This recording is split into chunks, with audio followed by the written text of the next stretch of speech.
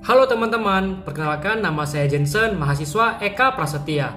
Pada kesempatan kali ini, saya akan menjelaskan 3 contoh kasus pelanggaran etika bisnis. Mari kita simak video berikut ini. Kasus pertama berasal dari PT Alpen Food Industry atau PT AFI. PT AFI dikenal sebagai produsen es krim dengan merek dagang Ice. PT AFI sendiri sempat mendapatkan kecaman langsung dari Kementerian Ketenagakerjaan berupa pengawasan langsung kepada pabriknya.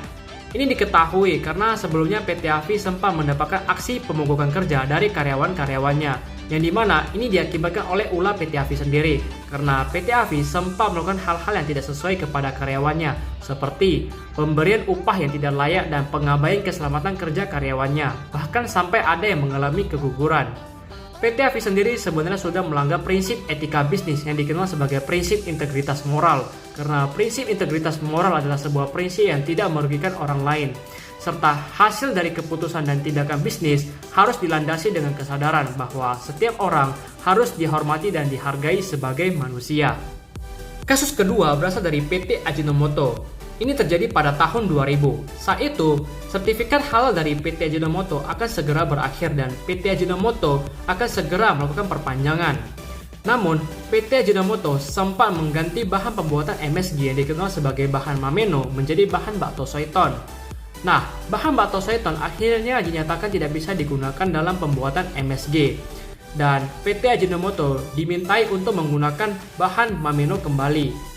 PT Ajinomoto akhirnya menggunakan bahan mameno kembali. Namun permasalahannya adalah bahan baktosoiton adalah bahan yang haram karena bahan baktosoiton tercipta dari ekstraksi daging babi, dan MUI menyuruh PT Ajinomoto untuk segera menarik segala produk yang sempat diedarkan dengan bahan baktosoiton, dan PT Ajinomoto pun melakukannya.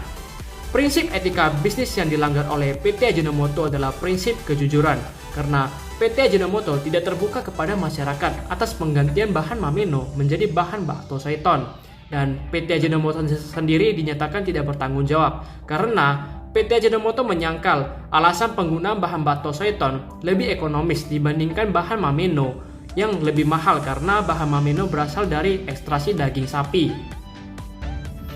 Kasus ketiga berasal dari PT Indo Beras Unggul atau PT IBU. PT IBU dikenal sebagai produsen beras dengan merek dagang Beras Maknyus. PT IBU sempat terjerat sebuah pasal yang merugikan konsumen karena PT IBU telah melanggar 4 hal sebagai berikut. Yang pertama, varietas beras yang tidak sesuai.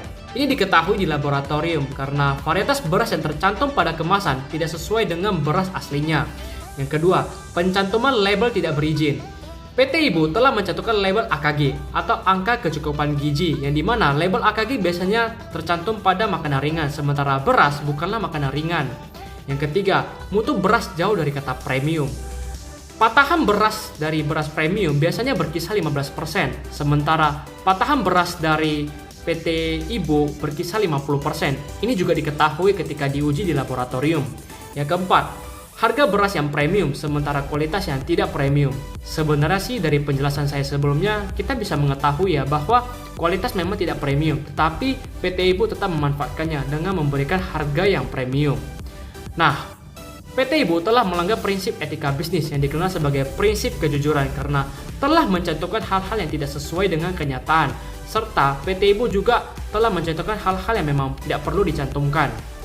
Baiklah teman-teman, saya rasa itu saja 3 contoh kasus pelanggaran etika bisnis. Saya harap apa yang saya sampaikan bisa bermanfaat bagi kita semua. Terima kasih atas perhatiannya, sekian dan terima kasih.